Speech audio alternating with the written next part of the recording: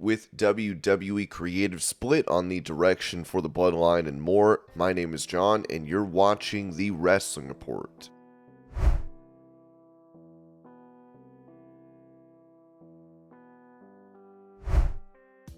Speaking about CM Punk's current run in AEW, Bully Ray noted on Busted Open Radio, "I thoroughly enjoyed Kojima vs. Punk, and Punk right now is getting the John Cena treatment. Whether they love you or whether they hate you, they have some kind of an emotional response to you. Now there's a twofold scenario going on with Punk. People who are going to want to see Punk and cheer him, people who are going to buy tickets to see CM Punk and boo him. What's the common denominator? Buy tickets."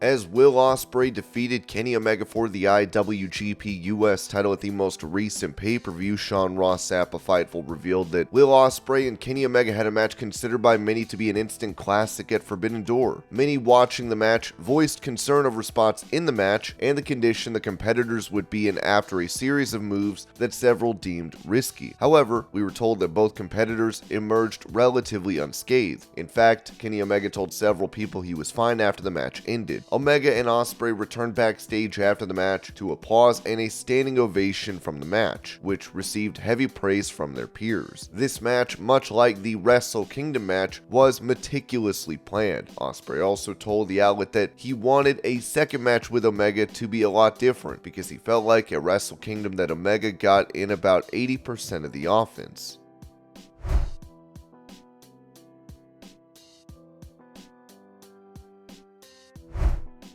For details on the backstage feeling of the Judgment Day in WWE, Ringside News wrote that, according to Fightful Select, Edge acknowledged that the current iteration of Judgment Day was a better fit than the original plans. The higher-ups at WWE spoke highly of each member involved in the event. Finn Balor was praised for his easygoing nature and his ability to adapt to various roles throughout the past year's Judgment Day. He has been a reliable talent for WWE during this process. Rhea Ripley was put over heavily for working through her knee issues that she's spoken about in the past. However, her willingness to improve and help get everyone else over by contributing as a manager was also highlighted. Another longtime WWE staffer said it would have been easy for her to just be concerned about her creative surrounding the title. We've also heard that there are situations where she was supposed to dominate and was happy to give her opponent more offense. Damian Priest's work ethic and his collaboration with Bad Bunny were highly praised as well. Originally, a tag team match was planned,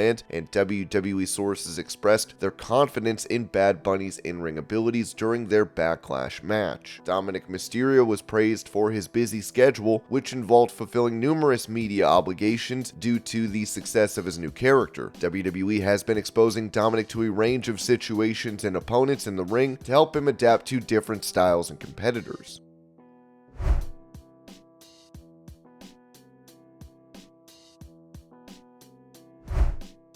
Asked about Logan Paul's involvement in the Money in the Bank ladder match, Matt Hardy said on his Extreme Life podcast, "I mean, it's business. It happens. It's good for business, and they usually do what's best for business." When the point was raised that Paul not only brings his own fan base to WWE, but also people that don't like him and want to see him battered, Hardy chuckled, "It's part of the magic of pro wrestling."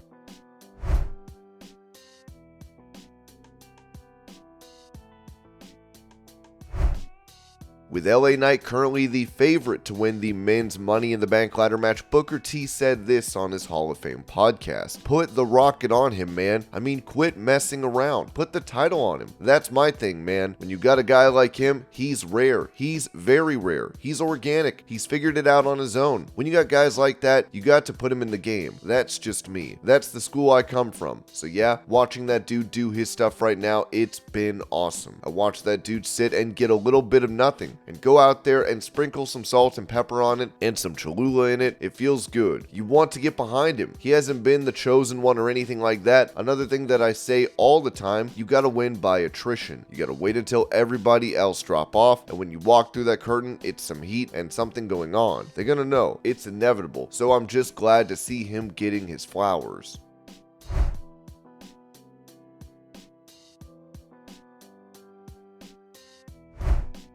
mentioning how he got back his NXT persona after his time as Max Dupree on the main roster of WWE. LA Knight told the Insight podcast, "Well, let me just go ahead and say this. I'm pretty sure I was fired, and it just hadn't officially happened yet. Without getting into too many details, some things happened. I don't remember what it was, but some things happened. And then I had gotten a FaceTime. Hey, you know, we want to keep you around. We want to do this, that, whatever. And okay, cool, good. So somehow I had been saved from being thrown off the cliff. At least this is my interpretation of it. Maybe I'm incorrect, I don't know. And so eventually, just things kind of worked out."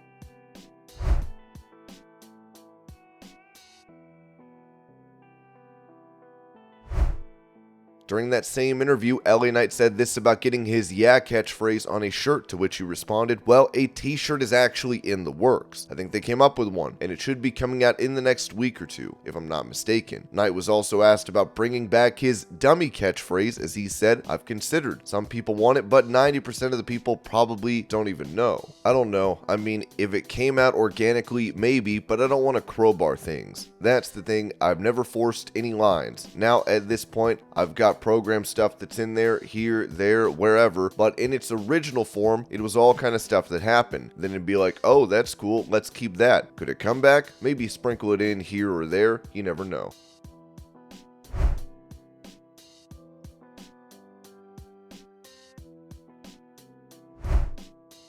On the Road Trip After Hours podcast, Teddy Long said this about a potential feud between John Cena and LA Knight. "Well, I don't know, man. You know what I mean? I'll just be straight up with you. I'm not a John Cena fan, okay? So I don't really know. LA Knight, I like this kid, man, and I think it's a great opportunity for him to work with someone like John Cena. But I mean, you know, I don't know if Cena is serious about coming back to wrestling. I just don't get none of it, and I guess it's really not my business anyway, so whatever happens, you know, it shouldn't concern me anyway, but if that's what happens, you know, we'll just wait and see."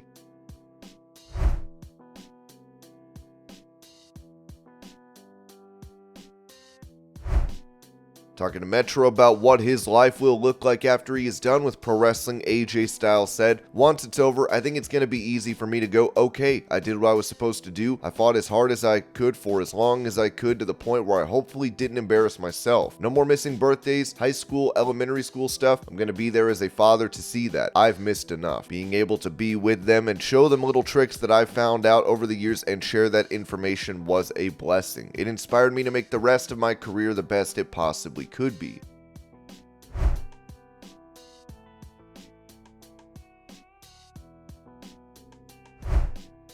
Suffering a concussion earlier in the month, Braun Strowman has been out of action ever since, with him saying this on Instagram. "I'm not gonna lie, this is hard. I hate not being able to do what I love, especially after it was taken away from me 2 years ago. Being back where I love and then again having it taken away again by things that I couldn't control yet again is hard. I just want to wrestle."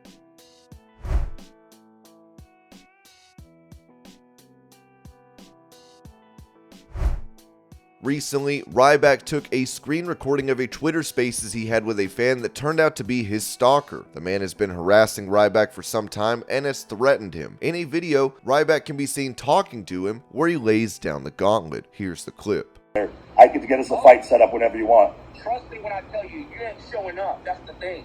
The police will show up, but your pussy ass won't show up. I promise you that.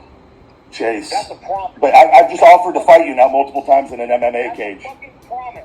That's a fucking promise. Ryback Reeves, the pussy Sheffield, will never show up for MMA. How many Twitter accounts do you have, Chase? You mean tell you why? Because you even said, Bellator, whoever it was, they offered you, and you did not take it. Yeah, I needed a 5-disc fusion and shoulder replacement, Chase. There was some things going on in my life. Bro, you're not about real fighting. Yes. If it's fake fighting and it's staged, just like you say, it's a prop WWE belt, right?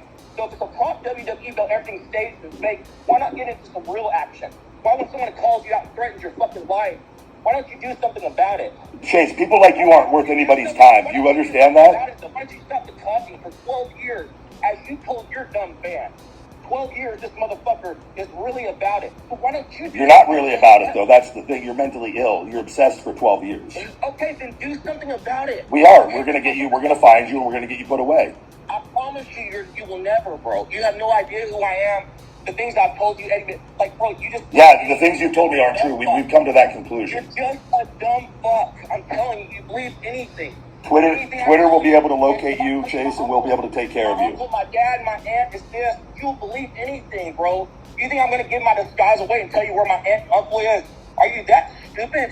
Who said anything about your aunt and uncle? Are you that stupid? Chase. On your Twitter, hey, Powerhouse. I was laughing so hard. I was like, man, y'all have that little boy up there. Poor thing. He didn't do shit. And y'all stupid motherfuckers are betraying that kid's name. And you don't even know who it is. But guess what? If Ryback can get some Notoriety is the word you're looking for. Notoriety. Notoriety was the word you couldn't pronounce. And it's without his stupid WWE day, hey, he's got a stalker on his ass. Go to the fucking ringside bullshit. Look at the comments. People are saying, is he wanting more attention after all these years? You don't get shit, bro. Do you want attention, Chase? Face to face. You know it. Yeah? Face to fucking face. That's how I work. Why are you out of breath? Why are you foaming at the mouth? Face to face. Face to face. You had a rabies shot? Face.